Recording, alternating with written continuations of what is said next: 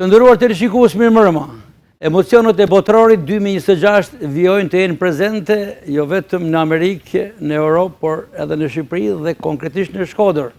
Kemi thënë vazhdimisht se Shkodra ka shumë tifoz gjerman dhe natyrshëm që eliminimi i Gjermanisë ka zhgënjur jo pak tifozerin gjermane që ekziston në Shkodër, por në Shkodër ka edhe shumë tifoz italian, të cilët janë edhe më të zhgënjur sepse skuadra atyre nuk është kualifikuar fare në botrorin 2026. Dhe njëra prej tyre tifozëve italiane është edhe Paula Jaku, e cila është sonte në studio. Mirë se erdhi Paula. Mirë mbrëma, faleminderit për ftesën. Paula është trajnere e ekipit kombëtar të futbollit U19 për femra, por ndërkohë është pjesë e një familje që është futur në historinë e futbollit të femrave, sepse pikërisht në Juban të Shkodrës, atje ku jeton Paula me familjen e saj, në drejtimin e babait, një figurë tashmë shumë të njohur si Ferdinand Jaku, lindi për herë të parë futbolli i femrave në Shqipëri në vitin 2025. Dhe për këtë meriton një respekt veçantë Ferdinand Jaku, Jubani, familja Jaku, por edhe Paula që atëherë ka qenë vetëm 10 vjeçe. Apo jo, kur ka lindur futbolli dhe keni marrë pjesë në ndeshjen e parë të futbollit për femra, apo jo? Në fakt ka qenë motra që ka marrë pjesë. Motra ka qenë Emanuela. Po. Unë jam aktivizuar një vit më vonë. Ka sa përhyrje sa për ti bërë me dije publiku se kush është Paula Jaku, një futbolliste me karrierë, ka qenë golshinuese spektakolare me gola me të vërtetë mjeshtëror, sidomos nga distanca. Sot është trajnere e ekipit kombëtar të futbollit për femra, por edhe për krah babait saj Ferdinand Jaku në fushën e mjekësisë, duke menaxhuar një farmaci mjaft simpatike, sidomos në zonën e Gurëzi. Mirë dhe Paula. Faleminderit. Sabornika na rikthehet pas një pauze të gjatë në studion tonë, nuk e di për fajin tonë apo për angazhimet tuaja. Lartësia ka bërë punë, sepse normalisht të sa vite që po punoj jashtë Shkodrës, kështu që ti e din sa herë kam pas mundësi, kam kanë gjithmonë një gatshëm. Ju falenderoj që sonte gjithë po të vini, sepse Sabornika është një trajner i cili kryesisht Kosovën e ka shkelur thuajse plëm për plëm, duke drejtuar shumë skuadra, por edhe në Shqipëri dhe aktualisht e ka mbyllur me Borrellin dhe me sa diun do të vijoni. Ja, do të vazhdoj prapë këtë vit te Borrelli, edhe është ndoshta ekipi që kam kaluar më shumë vite, kam debutuar edhe në Super League si lojtar edhe ta them që te Borrelli të vazhdoj edhe shpresoj që të vazhdoj sa më gjatë. Ju lidhin shumë gjëra. Shumë gjëra. Apollon Haxhi, analisti më i njohur i futbollit, kryesisht kemi thënë vazhdimisht është një njohës shumë i mirë i futbollit të huaj dhe konkretisht një tifoz i spikatur anglez, pikërisht asaj Anglia që luan sonte një ndeshje jetike. Norvegji-Angli luhet në orën 23. Dhe Apolloni është përfshirë në atë fazën emocionuese, apo jo? Normal. Është momenti kyç tash për Anglinë, sepse ka parajera në çerek finale dhe i ka ra kundrejt një ekipi i cili në fakt quhet ekip surprizë për momentin, sepse eliminoi Brazilin. Megjithatë unë them që po thuaj se një futboll i të njëjtit krahin, po i themi, domethënë pjesë veriore, se edhe Norvegjia aty përfshihet, është një futboll fizik, atletik, dhe unë shpresoj të Anglia shumë këtë moment që mund të kalojnë në gjysmëfinale. Madje kur e bëra ftesën sot për të ardhur në emision në Apollon Haxhit, më tha të lutem me lërë se dua ta shikoj i çetë ndeshjen. I thash Apollon, ne e mbyllim në orën 10:05, prandaj ke një orë kohë, 60 minuta për ta marrë veten edhe për të instaluar përpara ekranit. Shoh informacionin që del një orë gjysmë para, domethënë se anglisht po thuj se kanë në sum informacionin për gjërmuar diçka për ta. Por me dy ndryshime të vogla mund të jetë sepse në krahun e djata kthy Reece James, se ka pasi damtum përpara, dhe ky është një mbrojtja mund të ketë pak paqëndrueshmëri. Edhe dy krahë anësor, dy wingër anësor, të cilët shpesh i kanë ndru. Gordon ose Rashford, por më tepër Gordon do të jetë me Saka mendoj. Ne shohim. Kjo është treshja e panelit për sonte në emisionin Emocionet e Botrorit. Në pultin e transmetimit janë kolegët e mi, përgjegjësi i transmetimit Nino Jakova dhe kolegu tjetër Ensar Basha, të cilët do të na bëjnë të mundur të përfshinë në emision një tjetër emër të spikator të futbollit shkodran shqiptar dhe atij me gjërë ndërkombëtar, si që është Rudi Vata, i cili është një njohës i mirë i futbollit shqiptar, por edhe i futbollit e huaj. Rudi Vata ka qenë kohët e fundit dhe vazhdon të jetojë mes Skocisë dhe Shkodrës, aty ku kujdeset, e kemi thënë vazhdimisht për kujdeset maksimalisht për familjen, sidomos për nënën e tij, për Sonjën, që bën gjithçka që ajo të jetë në kushte sa më ideale, por aktualisht është në Skoci dhe e falenderojmë që është drejt për drejt me ne. Mirëmbrëma, Rudi. Mirëmbrëma gjithë dhe respekte. Rudi, botrorin po e ndiqni, ju keni qenë dhe vazhdoni të jeni edhe në vëmendjen e mediave qendrore, duke dhënë emocionet tuaja, komentet profesionale, por për studion tonë, çfarë keni rezervuar sonte? Një përshkrim të përgjithshëm të gjithë çfarë asaj që është përshkruar nga dita e parë deri tek pragneshja Norvegji-Angli. Po paka shumë mendoj që parashikimet po vërtetohen, sepse skuadrat e mëdha po konfirmohen, metet për të konfirmuar Argentina me Anglinë dhe besoj me këte katërshe në gjysmëfinale mendoj që është katërshja ndoshta më e fortë e momentit në botë. Kështu që besoj që pat shumë dhimbje, shumë skuadra u largun, sigurisht që do largohen edhe 3 tjera, në fund krejt do të buzëqeshje dhe do gëzojnë vetëm një kamp. Por kjo është futbolli, shumë hidhrohen e në fund vetëm një gëzon. Kështu që shpresojmë që të kena bukurin këto gjysmëfinalet, se shpresoj që Argentina me Anglinë dalin, edhe të kena një bukuri domethënë të dy gjysmëfinalet ndeshjeve, sepse mbrëm nuk më pëlqen ndeshja me Belgjikën, Spanja me Belgjikën. Ishte shumë e tensionuar me Belgjika dhe mendoj që bën një lojë shumë mbrojtëse. Kam dëshirë me pa të shtikte futbollin sulmues, edhe Spanja me Francën besoj që kanë me na dhuru një spektakel edhe presim edhe gola, për në fundit bëhet një ndeshje që të na gëzoj tamam për atë futboll që jena mësu me pa në këto nivele.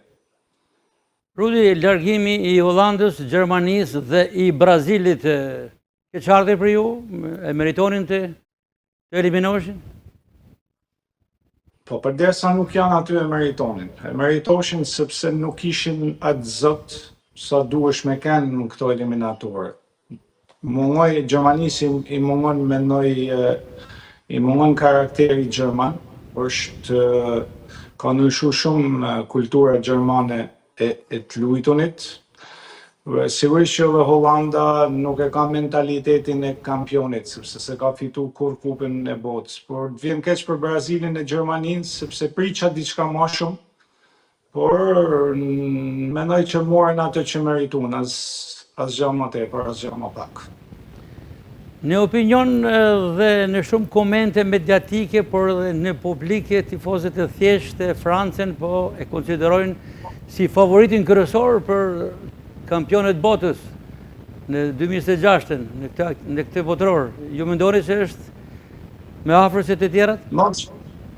Ndoshta, po unë shikoj Spanjën, kur Spanja luan me një skuadër që normalisht edhe të sulmon, sigurisht që Spanja bëhet shumë e rrezikshme.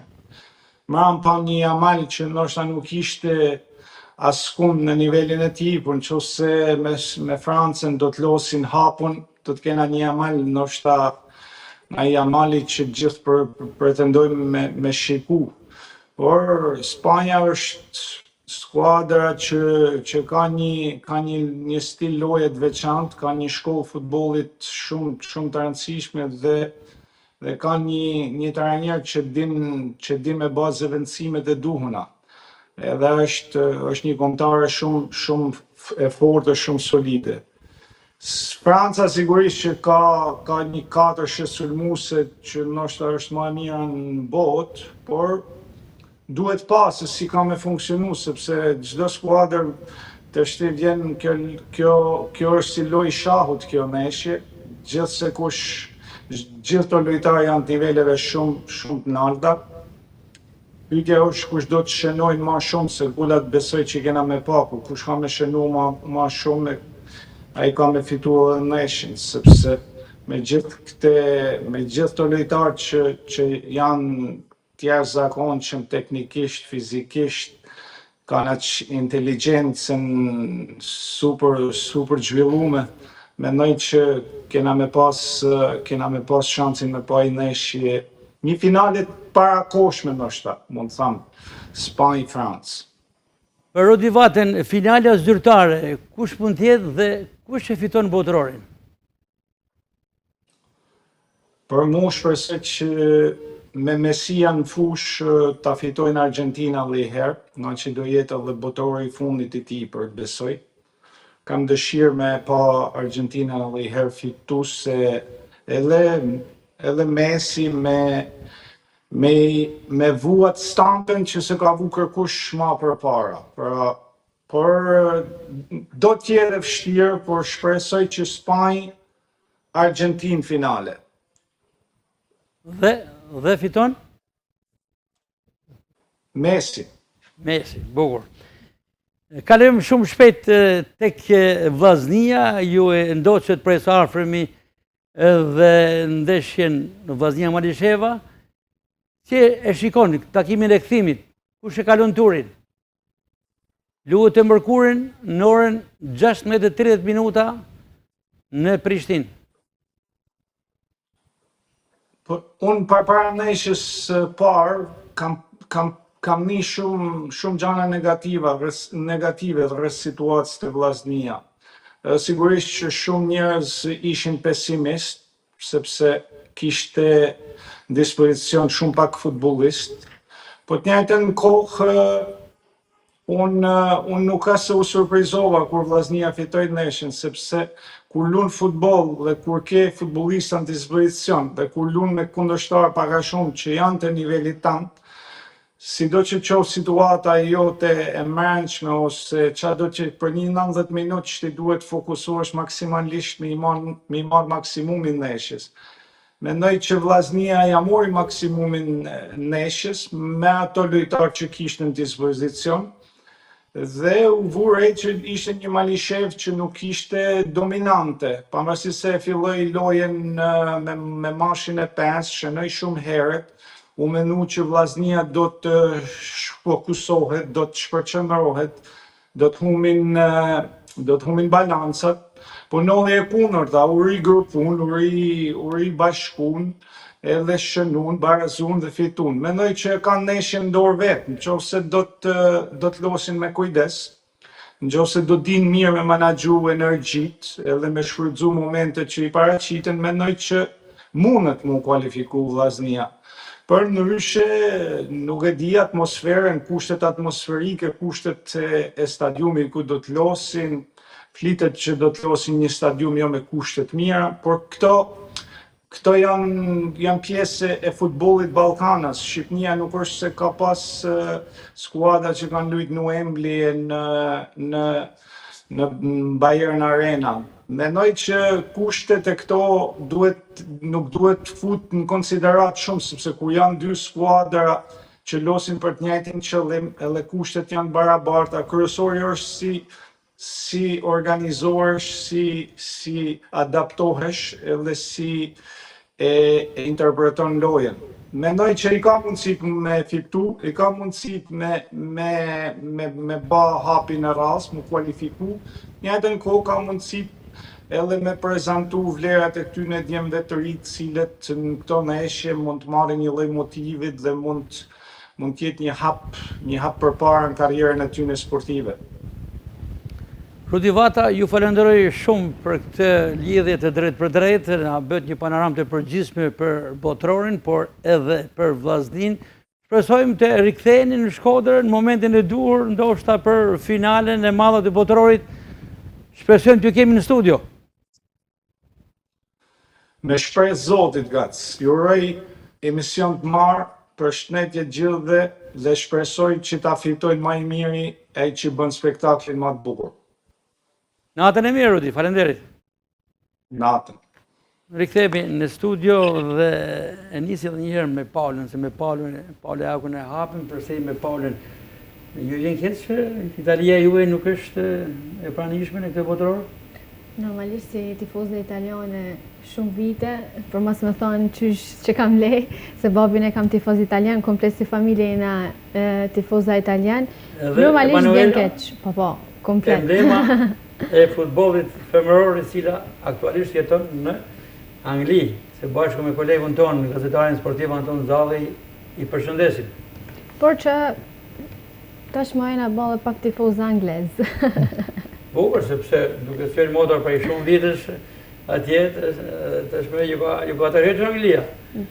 Edhe busesh edhe Apollonari, si tifoz anglez, Shqyr që i kështohen. Gëzohet kur shtohen. Është normale. Po, ullon? Ja, thjesht, po diskutosh mire tha Rudi në kuptimin e saj punë, në fundit, ekipet e mëdha ecin përpara. Po të shikosh teçën, klasifikim, sepse kur hodh shortin fillim, u përcaktu kështu.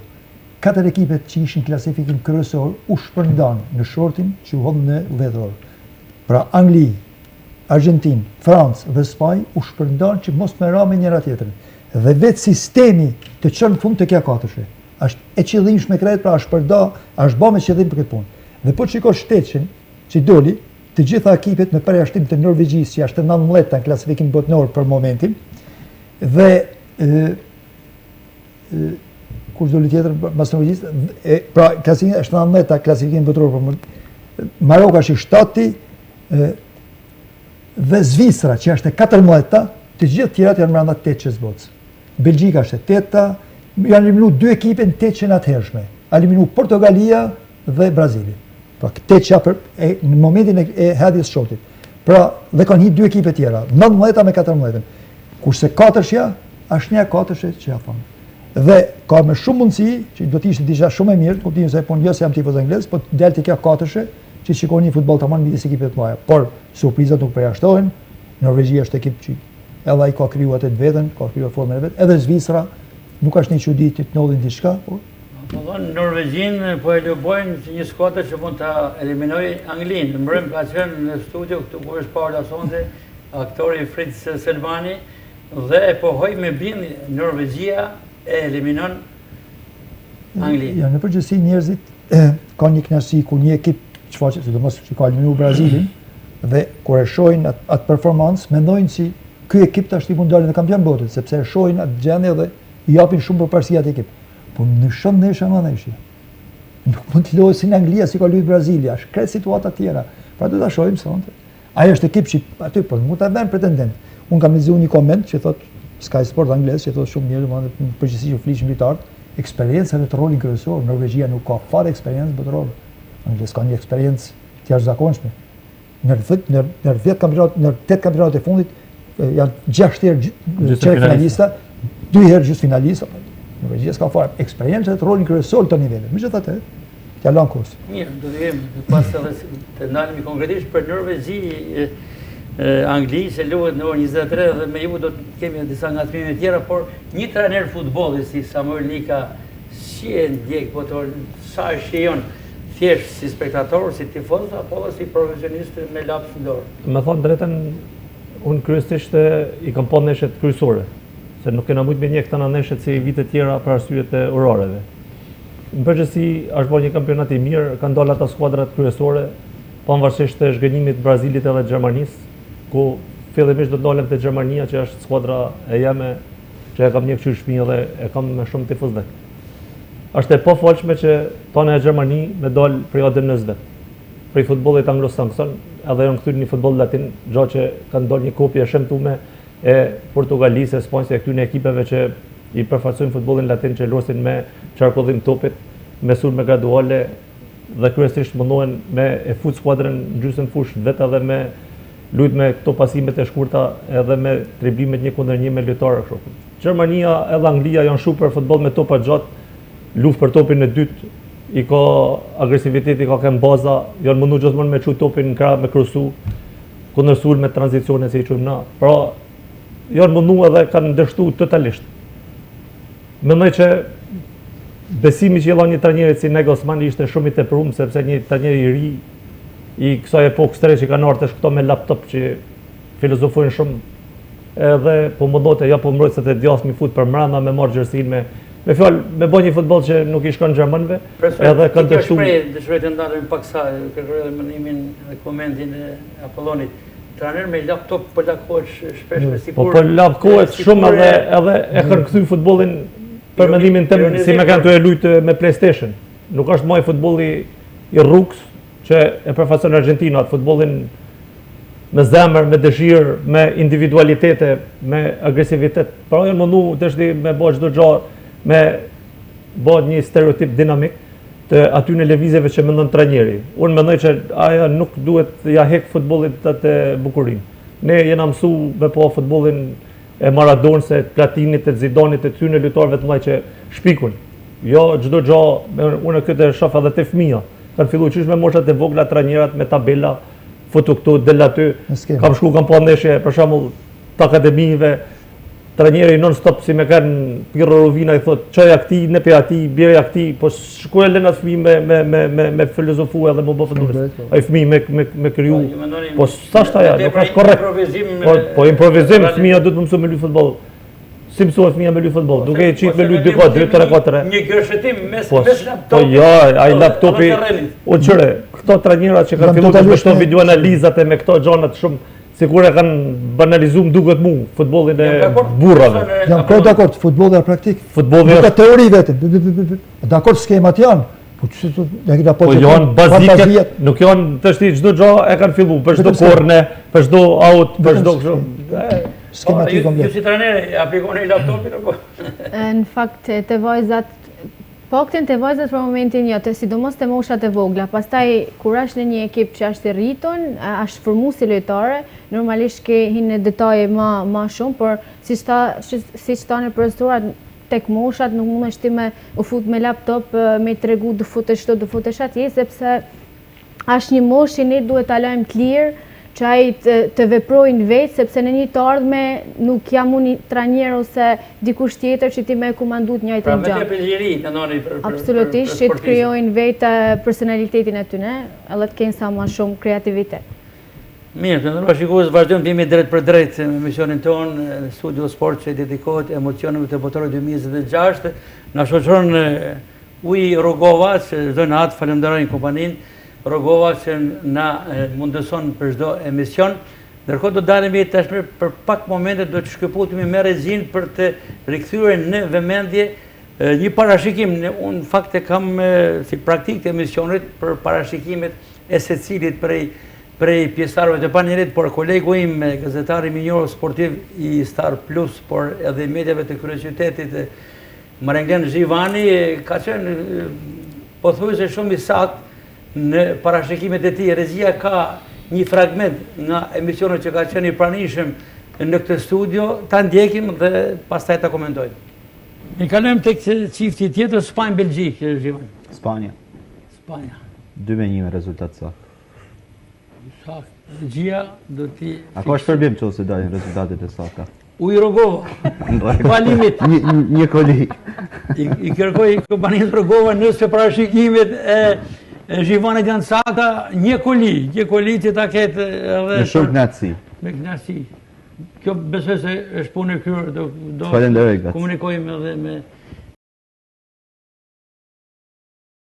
Samuel, Zhivani saktë. Zhivani shumë i saktë. Simpatik. Po nuk e di se si e ka parashiku këtë tjetër në Anglinë me Norvegjin, çfarë thotë? Shpresojmë që... Me thonë drejtën, Spoj-Belgjik ishte një ndeshje taktike, sepse normalisht taktika atëherë normalisht të shihet zotësia e trajnerëve tek pjesa e taktikës. Se ku është, më bëni përshtypje trajneri i Spanjës, e kishte vlerësuar shumë Belgjikën, vetë pjesa e të luajtunit me 2 gjashra, që la po luajt Pedrin, që i cili është më tepër një teç, por i la më tepër ekuilibër skuadrës, por e kishte respektuar maksimalisht Belgjikën, por respekton kjo me 2 gjashra për të sqaruar më tepër publikut. Me 2 lojtarë, Rodri edhe Fabian Ruiz. Pra kishte lënë Pedrin po luaj. Edhe i kishte ndajt besnik pjesë tjetër të sulmit me Bajena, Jamal edhe Olmën mas Ojarzabal.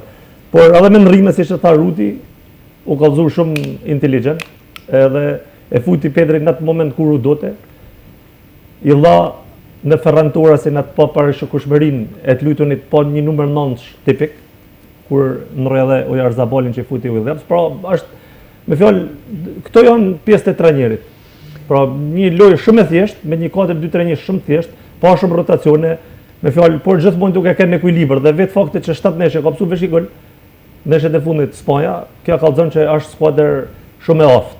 Edhe me gjithë që pres neshen Francën me Spanjën, sepse Franca është ndoshta skuadra më kompletuar me botë për momentin. Ka tranzicione të frikshme, por edhe nëse ti ja lën kontrollin e lojës, prap edhe aty i ka lojtarë shumë mirë në hapësina të ngushta, pra din me godit shumë edhe Dembele, edhe Olise, edhe Mbappé. Unë shoh skuadrën më të kompletuar me Francën. Ka edhe ekuilibër, ka një mbrojtje të fortë, shumë. Po kjo është ndeshje ndoshta tamam një finale e parakoshme. Megjithatë, edhe Anglia e Argentina janë dy skuadra të cilat meritojnë respekt. Unë në atë këndvështrimin tim kam qef një finale Francë-Angli, që do të ishte shumë e bukur, edhe na kujton pak historinë e mesjetës me ato luftat që kanë pasur. Ma konsumo edhe çiftin që luhet në 23 Norvegji-Angli. Norvegji-Angli. Shumë komente ka marrë. Anglia ka një trajner strateg. Tuchel është trajneri i ndeshjeve të mëdha, është trajneri i cili është pragmatist, nuk është prej këtyre mjeshtrave që duhen me bë ekzibicione, po është trajner i cili parimin bazë ka që skuadra time kanë ekuilibër. I ka resurset, sepse mundet me bë rotacione siç i ka bë, siç tha Apolloni me lojtar vingëra, i bën rotacion i lën edhe ato të fresk, sepse luan me 10 lojtar poshtë linjës topit, po tash i fash Harry Kane kur kthehet në 6 meçe, edhe futet në linjë me qendrëmbrojtës, tash nuk di se çfarë më thon deri ku rrin për ulësia një futbollisti të madh që ka bë tona ta gola. Edhe prandaj kjo bën me kanë lider edhe me kanë ai që është. Por Norvegjia është një surprizë e bukur. Luan një futboll jo nordik, luan një futboll ndoshta të Van Gaalit 94-shin, atë futbollin që në çfarëdo pjesë të fushës kur e fiton topin, nuk niset me tranzicion, por e kthen topin mbrapa dhe del me sulme graduale. Është për të çudit. Ka një Haaland i cili është pikë referimit edhe ndoshta sot mas Harry Kane-it është sulmuesi i dytë më i mirë në botë, sepse Harry Kane ka edhe më eksperiencë dhe më përvojë, por prap ata aty janë, po ndoshta përvoja bën Harry Kane me kanë. Ka me kanë duel interesant, por në shoh Anglinë favorite, me thënë drejtë. Nisur edhe për eksperiencë dhe për sepse shpesh në këto nivele është ajo stema që ka përpara këtu te Fanela. E bën diferencën, ndoshta edhe në vështirësi, siç e bën Argentina me Egjiptin, që rikthej një ndeshje të pamujtur.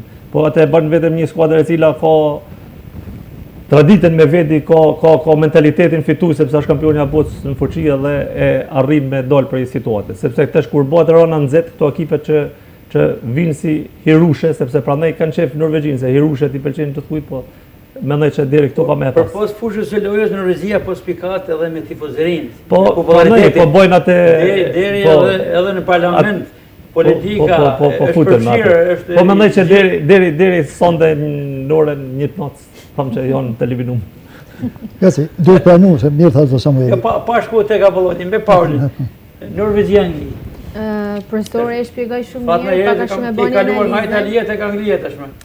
Por mendoj që favorite mund të jetë Anglia, të pas parasysh lojtar që e ka mbrën eksperjenca që ka mbrën sado kudo, unë besoj që sonte do fitoj eksperjenca, stema që është e vendosur këtu.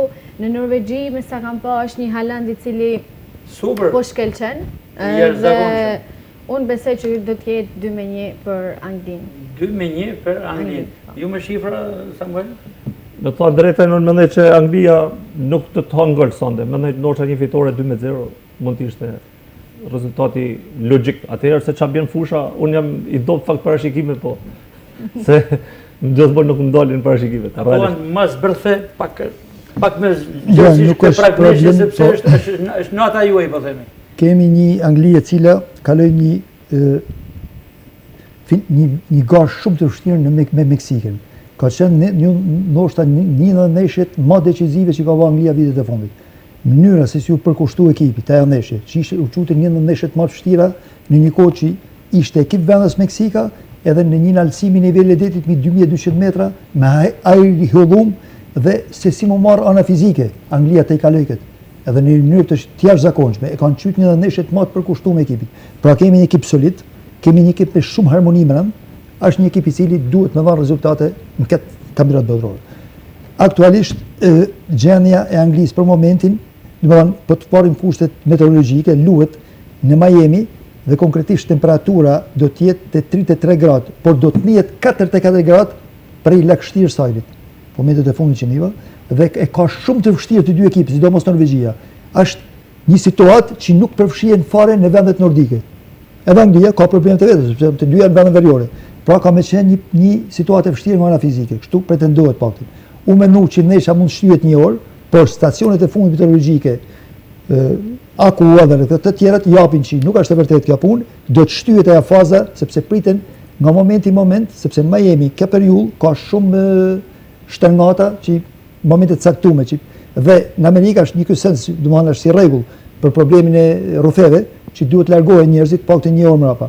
Dhe pritet një shtërngat, po shtërngata ka kalu nga ora 5 është atje, me orën 11 këtu, në orën 7. Pra, nëse ndeshja thohet mbyllet brenda rregullave 90 minuta, nuk do të ketë probleme. Nëse shtyhet, ndoshta mas orës 5 mund të fillojnë këta probleme të tjera të kozë dhe motit. Lidhe me sa fantastike me këto informacionet kaq decisive. Jo, se i kam dëgjuar normal. Mbyllet për 90 minuta. Mendoj që pritet nuk ka shtërngata. Nëse mas 90 minutave, ndoshta se mas orës 5 flitet a shtyhet sistemi, mas orës atëherë mund të shtyhet shtesa. Mund të kalohet në shtyje shtesa. Po nëse shkon me penalti. Ja, po shtesa penaltia po flasim, se nëse shkon me penalti, flasim për thotë që ka një shit lehtë, por nuk ka një problem.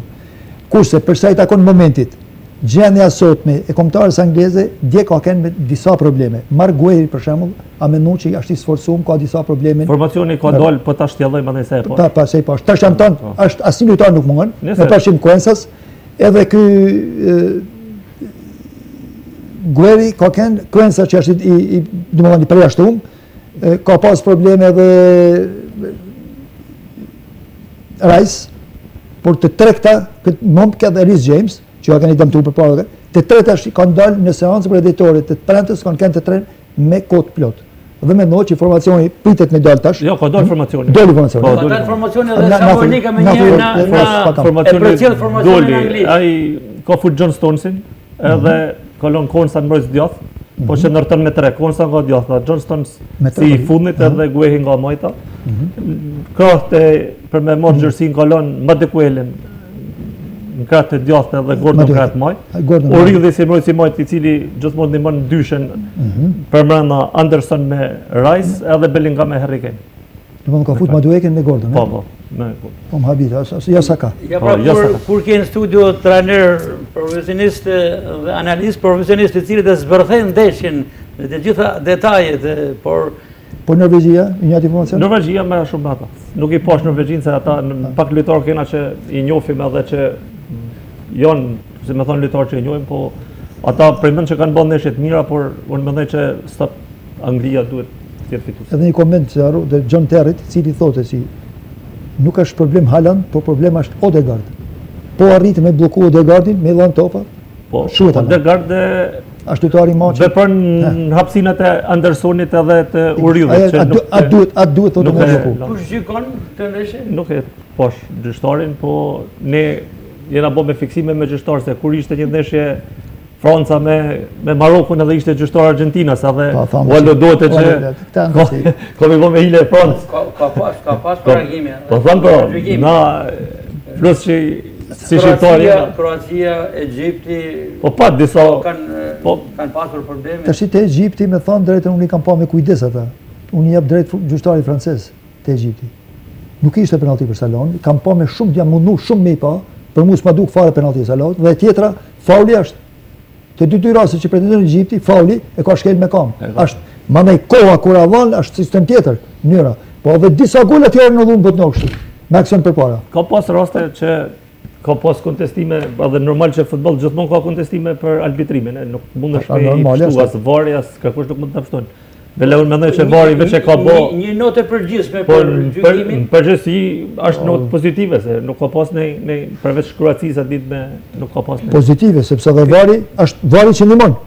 Ky vendimi për ta interpretuar vendimin e arbitrit me publik, Po, është mirë një sqarim për publikun. S'ka një probleme. Korrekt është ajo punë, por gjithmonë kur ka interpretim, gjithmonë ka vend për diskutim më të Dhe madh. rregullohet e reja që janë futboll se kanë ndihmu më atje për futbollin. E kanë bërë më intensiv. 2-3 që Po, e kanë bërë pak më intensiv. Porne që Nuk kontrollohet shumë me vërtetujën e që edhe porne kontrollohet. me nervozu. E konsumon në Norvegji, Angli, diçka edhe për Argentinë, Zvicër që luhet nesër. Sonte 3 natë. Sonte 3 natë. Sonte 3 natë. Me mëdhimin të Argentinë Zvicër, unë Zvicrën e shoh një ekip i cili duhet llogarit. Është një ekip shumë i rrezikshëm me këto ekipet e mëdha. Megjithatë, unë prapë Argentinën e vendosis, sepse është ekip Kishim një lidhje me Enis Djokovic, që ishte portierin e vllaznisë mbrëmjen e djeshme, dhe ai foli me superlativa për Zvicrën dhe për Gjakën, jo vetëm se luan Gjaka, por ishte konsiderat dhe dëshonte që Zvicra të ishte me tej. Po Zvicra, ne që është Gjaka, pavarësisht asaj unë jam boti tifoz 86 edhe 86-90 Gjermani, Argentina kanë 2 finale të rreshta dhe normal mos gjermanëve Argentinën e simpatizoj më ne anglez pak, si më thon vend tret, ndoshta te kjo renditja skuadrash që simpatizoj, por duke llogaritë leadershipin që ka Messi te Argentina, edhe nuk e kishte Ronaldo te Portugalia. Tashti kjo është mallësia e Messit. E njeh skuadra. Unë më mendon edhe finalen e fundit kur gjujti penalltin e fundit e lojtori që e gjujti të fundit se s'pa më mend të cili ai duket Bolina mbas u kabosha. Edhe kreti shkojnë Messi te përçafojnë, nuk shkojnë te ai që gjujti penalltin e fundit, por shkojnë te Messi. Është idhulli i lojtarëve mbrëm, kjo është diçka pozitive dhe atë ditë mënyra se si u përmallu kur e kthej neshën se ndoshta e penalizoi pak edhe humbja penalltis, por Messi e bën të madh dhe ndoshta e meriton me fitu titullin edhe Messi si shtarudi por për mallështinë e tij, sepse për hir të vërtetës ndoshta Apolloni ka po futboll më shumë se unë, se është pak më bosh, po lojtar më të mëdha i bota se Messi na Ronaldo nuk ka qit. Jo, unë them Messi. Që 20 e sa vjet, a Messi i pari, Ronaldo i dyti, po 20 e sa vjet, sepse a di çfarë ndikon edhe kjo pjesa që kanë shkuar të shtyjnë njëri tjetrin. Sepse Maradona nuk ka pas rival për kohën e vet. E drejt ka. Tash Jamali nuk shoh që ka një rival, se Jamal është me diferencë me 20 prezime. Kam thënë gjithmonë, ka pas që nuk e shtyn se ta kanë shkuar të shtyjnë njëri tjetrin. Me kalu. Lëm pa theksuar edhe Mbappé, po është Mbappé apo nuk është klasik këtu. Domethënë deri tash, çka kena pa. Mbappé është ndoshta që Ronaldo i mos, nuk është gac kena pa shumë përpara me Cruyff me Beckenbauer, me tani një kena një ton. Mënyra se si lëm Messi. Kampion e Franca, Mbappé merr ka një diferencë madhe me tanta, pse let hapësina shumë ngushta me një pressing të jashtëzakonshëm që futbollin e sotëm. Mënyra si penetron ky është diçka veçantë. Ky është futbollist që për mua është më i miri tani akonave. Na thoshim që është lojtar i talentuar. Po puna komet 38 vjeç me lut minut atë ditë kur bën xhujtjen e dënimit në fund të neshës këtë edhe xhujtjes dënimit. Samuel mënyra si menaxhon 38 vjeç anon. Anin fizike është jashtëzakonshëm. Po kjo është pra 7 kilometra më mesatarja. Po e menaxhon në mënyrë të përkryme, din kur vrapon. Koment mediatik është futbollisti që vrapon me pak ruan energji vetëm kur duhet, vetëm kur duhet. Si duhet, e menaxhon lojën në mënyrën më të mirë. Ka një inteligjencë taktike që asnjë futbollist se ka. Por ke ka ardhur me eksperiencën, se kujton Messi në fillim. Ka rrugë fillim. E që natë topin e sa ta shkëtet. Komentin për botrorin u tha gjithçka, në orën 23 do të jetë supersfida Norvegji-Angli. Dhe kalojmë tek vllaznia në këtë minutazh të fundit, luhet e mërkurën, ndeshja kthimit Malisheva-Vllaznia, ndeshja e dytë për turin e parë të UEFA Conference League. Samuel është një njohës shumë i mirë i futbollit kosovar, i ka kaluar të gjitha ato skuadrat e Kosovës dhe mund të na jap një informacion më tepër se çfarë ka mësuar këto ditë si pritet tjetër. Jo, do thosh edhe niveli Malishevës, se Samuel e njeh krejt, ne dashi njëjë mirë. Ne Vllaznia është më lart si skuadër. Pavarësisht edhe lojtarëve që na kanë nikë tanave, kështu skuadra është më lart në aspektin e cilësisë. Atëherë, ato ekipet e Kosovës e kanë pjesën e angazhimit, e kanë pjesën e sakrificës, i kanë në dënën e vet ata. Na, si më thon Shqipnisë, na një shqiptarë na dy palë, po kjo zona jonë këthe na jena pak si më të vastumi fije, më kështu, duhet pak me i motivu për me i ba me lujt, kurse në Kosovë ka herë ne na bate me e ullë dozën e motivimit sepse eskalote situata, pra ne këtu është aja diferenca e asoj, po është një skuadër e cila duhet me u respektu sepse futbollin Kosovë vitet e fundit për hir të vërtetës ka pas rritje shumë cilësore. Unë kam shku në 2016 për jetë parë, për 15 vjet, edhe kanë bërë një rritje cilësore të jashtëzakonshme. Vetë fakti që drita ka kalu në grupet e Ballkanit, ka kalu në grupe skuadra shqiptare, po s'pas qysh me Skënderbeu, s'po mundën na më me bëj hapa. Malisheva ka përvojë Po evropiane. Malisheva ka përvojë evropiane edhe ka pas përvojë të keqe, përvojë të hillur sepse është mujt me goleada, sa herë ka dalë, edhe Dhopi ka pas po drita është ajo që ka marrë flamurin e Kosovës në Europë dhe Ballkani. Po mendoj që ne jena favorit. Edhe rezultati 2-1 që shkojmë aty për 2 rezultate e fillim neshën në favor, mendoj që lojtarë që kena me përvojë, to gurishta, bola, duhet me ditë me Edhe Musta. edhe Musta, normal që lojtari të linjës natë 2 mëso ka bërë, ose 3, edhe ajo është lojtar me përvojë. Një forcë më tepër është edhe Ensartafili, i cili mungoi për arsye kartonit të marrë një vit më herë. Allah është një alternativë më shumë, sepse mendoj që formacionin fitues nuk besoj që ka me ndryshu, por është një lojtar i cili kur futet prej stolit din me dhënë impulse pozitive, lojtar me cilësi.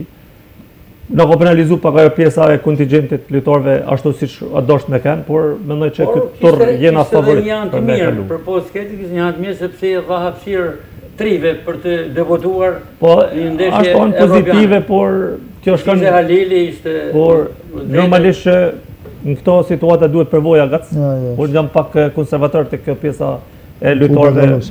E kam pak pjesën e eksperiencë. Kam shumë për qefit Ja, sidomos ku votohet, ka dhe Samueli. sepse edhe neshja si fillojnë malore me hangër gol minutë 2. Një gabim i pafalshëm. Katërta, që me hangër gol me fillu neshën 0-1 në fushë tonë, duke pas edhe problemet që na kanë ndjek edhe me rikthy, kjo ka dhënë një farë forcë të karakterit, gjëra pozitive dhe shpresoj që këtë ta vazhdojmë edhe në neshën e kthimit. Vllaznia voton për kualifikim patjetër. Patjetër, diskutohet Për para ajo. emisionit, pak çaste para emisionit komunikova, pata një mundësi komunikimi me një përfaqësues të tifozëve të Malishevës, është Hashim Hoxha, është kryetari i tifozëve të Malishevës, dhe Hashim Hoxha më theksoi që ka qenë në Shkodër një grup tifozësh dhe foli me superlativa për mikpritje. Malisheva realisht ka tifozëri shumë kulturume, se më kam luajtur shpesh kundër Malishevës dhe kanë shumë kulturume, por jo shumë të fortë si tifozëri, është në tifozëri më të lehta, sepse po ti kishte ra me lujtë, në më të lehtat edhe në numër, sepse është dhe me bëri përshtypje. po janë shumë të dukum. Edhe nuk Kush është tifozëria më fortë? tifozëria më fortë është e vushtrisë, forca. Mandej vinë intelektualët e dritë, ku ka drejtuar aty mandej janë plisat e aty sepse për hir vërtetës ata kanë një kampionat brenda kampionatit tifozërit janë me tjetër. Kurse në Shqipëri pak më pak. I nopin një farë bukurie to Vllaznisë, Partizanit, Tiranës, Elbasanit tash, po këto 4 tifozëri, pjesa tjetër s'kan shumë tifozëri. Pala megjithatë trajneri Thomas Berdaris që ka pasur rastin të drejtojë Vllaznin në fund të ndeshjes në Shkodër, pohoi se do ta përmbys ndeshjen e kthimit. Nuk besoj, të pas parasysh që vetë rezultati nga 1-0 që është kthy 2-1, siç tha profesori, tregon karakterin e lojtarëve. Aq më tepër gjithë ato kritika që kanë pas në internet para fillimit të ndeshjes, jam shumë e sigurt që ana psikologjike e lojtarëve është shumë e rëndësishme, pavarësisht se seanca stërvitore, stërvitja në fushë, dhe ato treguan më të mirë aty, na shpresoj që ta bëjnë prapë edhe në Kosovë. Pra beson në kualifikimin e Vllaznisë. Tashmë është shumë e rëndësishme që ata të menaxhojnë mënyrën se si do vendosen në fushë, mënyrën se si do luajnë fushë, menaxhimi i saj do të çojnë drejt fitores prapë. Apo një gol avantazh është padyshim një plus me tepër, por Po, unë do të thosha, duhet parë si fillon ndeshja. për mu shumë e rëndësishme është edhe ana psikologjike, pra je i favorizuar në këtë koncept, sepse ke fituar ndeshjen e parë, hinë ma me kam tokë, por fillimi është shumë i vështirë, fillimi duhet të pas shumë kujdes, sepse ashtu si e pësum të më të apsojmë. Edhe pastaj menaxhohet ndeshja Ka gradualisht. një ide sepse Malisheva përsi do ta nisë me Po, sulm për duhet të jenë shumë të kujdesshëm. paraspeshuar rezultatin dhe pastaj për të rihapur takimin. Prandaj siç tha Samueli, Ku është momenti që të ruhet? në këta raste duhen lojtarë me eksperiencë. Lojtarët e ri janë problem këta 10 ndeshjesh, sepse janë me 2 takime me eliminim. Dhe do thosha që e rëndësishme shumë a fillimi, me rezistu fillimit, pastaj me menaxhu ndeshjen. Kjo është një tana. Besoj që nuk ka shumë presion prej tifozërisë Mos më lëni pa mirë, kanë atë atë pjesën situacion nuk e sepse di. ishte kanë me një prej dy në skuadrave që E di, e kanë domethënë. tifozërinë shumë të zhurmshme Kanë dhe probleme. normalisht kanë edhe më shumë probleme. Po Tifoza kanë, shumë e qetë. Jo, edhe kulturum nuk e, por edhe nuk e... E pranojnë rezultatin. As më tepër kur kanë përballë një vllaznia, ato thonë e theksojnë vazhdimisht. Gaci me sa mora vesh lusin Prishtinë, stadiumin e Po, ka Prishtinës. mundësi që lusin te stadiumi i kompleksit Jo, që kanë bërë kombëtare. Ja, i Prishtinë kombëtare. kompleks E kanë bërë për kombëtare. Dakor. Jam stadiumi që Jo Fadil Fadil Vokar. Vokar. Jo Fadil Vokar. Dakor. Është kanë më bën, është kanë më bën Poduje, edhe kishte kanë shumë më Një mirë. informacion sepse ka shumë interes publiku të di edhe për shumë shkodran që kërkojnë të udhtojnë drejt Prishtinës. Po, sa më Një mirë. orientim për ato që po na ndjekin.